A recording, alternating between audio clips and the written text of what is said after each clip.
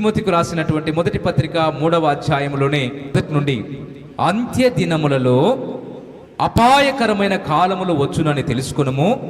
ఎలాగనగా మనుష్యులు స్వార్థప్రియులు, ధనాపేక్షులు, బింకములాడువారు, అహంకారులు, దూషకులు, తల్లిదండ్రులకు అవిధేయులు, కృతజ్ఞత లేనివారు, అపవిత్రులు, అనురాగరహితులు, అతి ద్వేషులు, అపవాదకులు, అజితేంద్రియులు, క్రూరులు, సజ్జన ద్వేషులు, ద్రోహులు, మూర్ఖులు, గర్వాంధులు, దేవుని కంటే సుఖానుభవమును ఎక్కువగా ప్రేమించువారు, పైకి భక్తి గల వారి వలె ఉండియు దాని శక్తిని ఆశ్రయించని వారునై ఉందురు.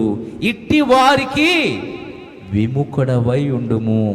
ఈ పత్రిక అపోస్తలుడైన పౌలు గారు తన ఆత్మీయ కుమారుడైనటువంటి తిమోతికి వ్రాస్తున్నట్లుగా మనం చూసాం. అంతేకాదు ఈ పత్రిక ఏ సంవత్సరంలో రాశారు? 67వ సంవత్సరంలో రాశారు. ఈరోజు మనం ధ్యానం చేసుకోబోయేటువంటి అంశం ఏంటంటే అపవిత్రులు.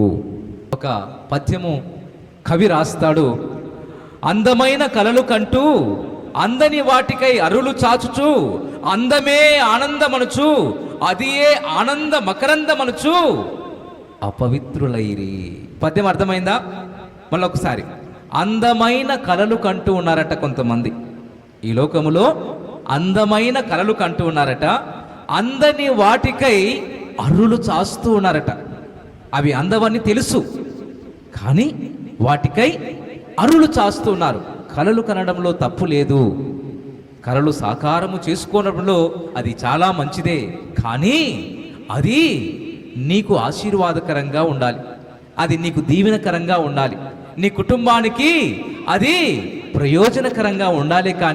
కానీ అందమైన కలలు అవి దేవునికి వ్యతిరేకంగా, దేవునికి అయిష్టంగా, నీ జీవితానికి నష్టంగా ఉంటే మాత్రము మనము నష్టపోతాము. అందుకే అందమైన కలలు కంటూ అందని వాటికై అరులు చాచుచు అందమే ఆనందమని అనుచు అదియే ఆనంద మకరందం అనుచు చాలామంది ఈరోజు అపవిత్రులవుతున్నారు.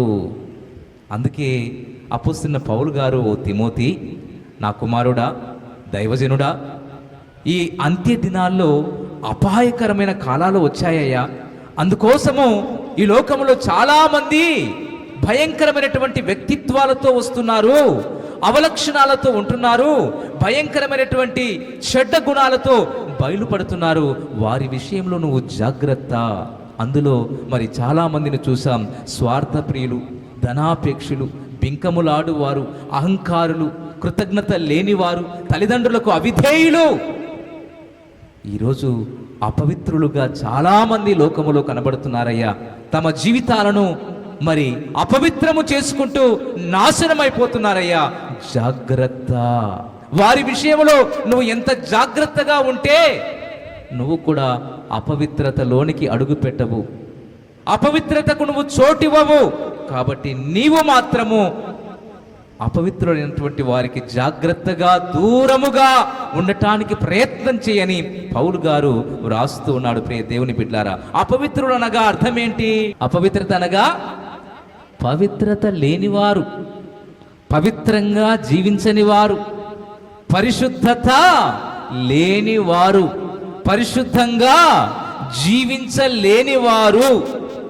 నిజంగా ఈ సమాజంలో చాలామంది ఎక్కడ చూసినా ప్రియ దేవుని బిడ్డలారా నైతిక విలువలు కోల్పోతున్నారు.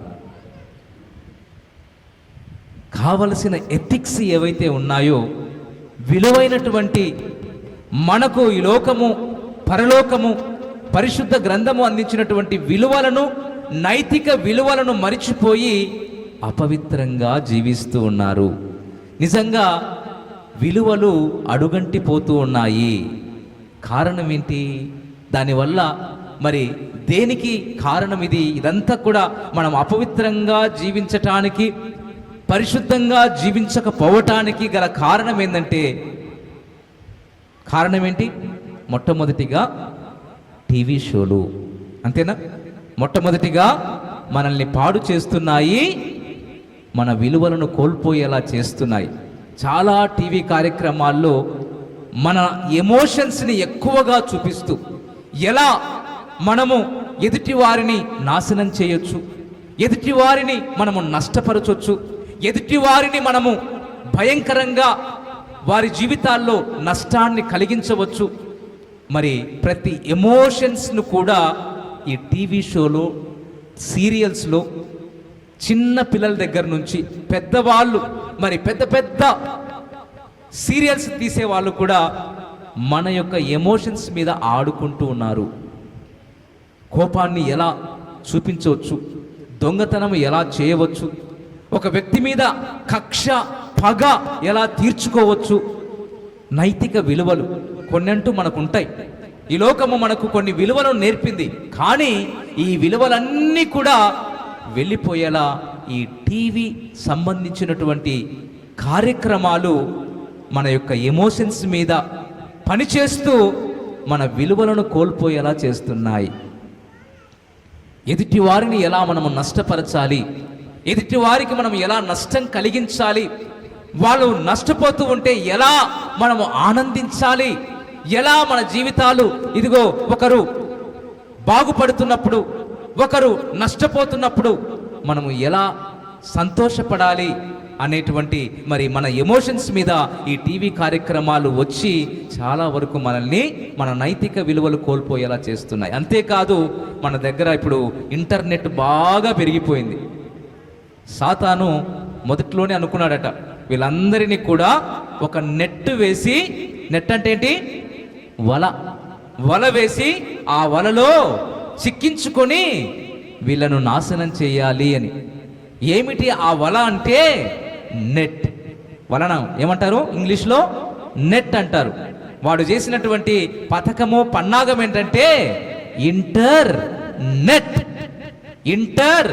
నెట్ అనేటువంటి దాంట్లో చిక్కించుకొని ఈరోజు ప్రతి ఒక్కరితో ఆడుకుంటా ఉన్నాడు. ఈరోజు నెట్ ప్రతి ఒక్కరికి కూడా అందుబాటులో వచ్చేసింది.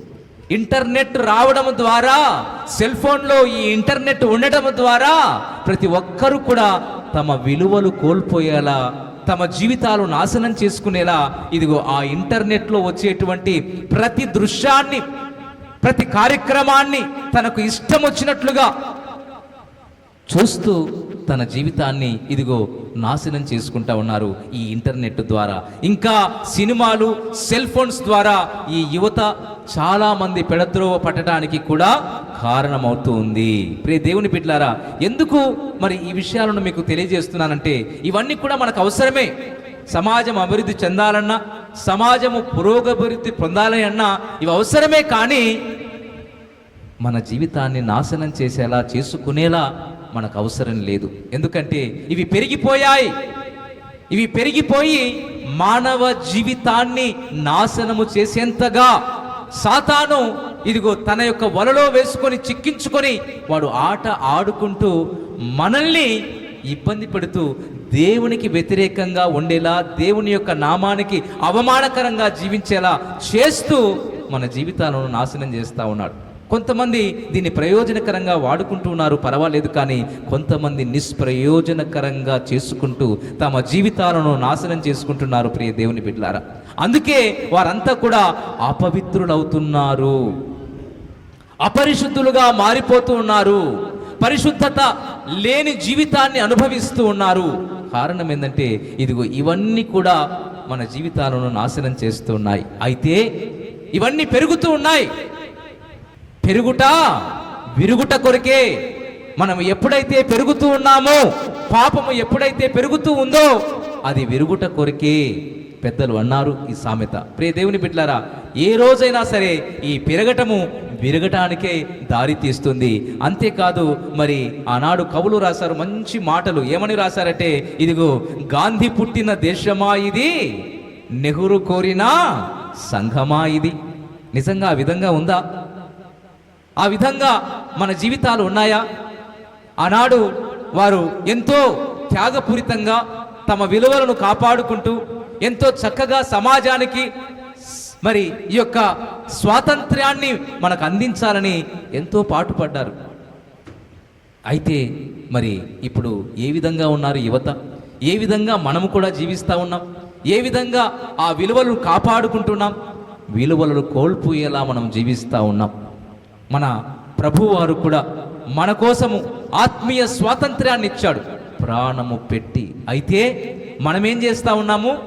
పరిశుద్ధత లేని వారిగా అపవిత్రులం అయిపోతూ మనము జీవిస్తూ ఉన్నాం. ప్రియ దేవుని బిడ్డలారా, అయితే ఈ లోకములో ఉన్నటువంటి పుట్టిన ప్రతి మనిషి కూడా పవిత్రంగా జీవించాలి అన్నది దేవుని ఉద్దేశం.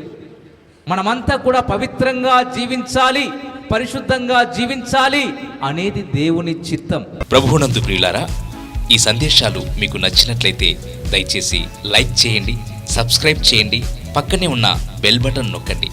ఈ సందేశాలను దయచేసి 10 మందికి షేర్ చేయమని ప్రభువు నామమున ప్రేమతో మీకు మనవి చేస్తున్నాం. Thank you. Praise the lord.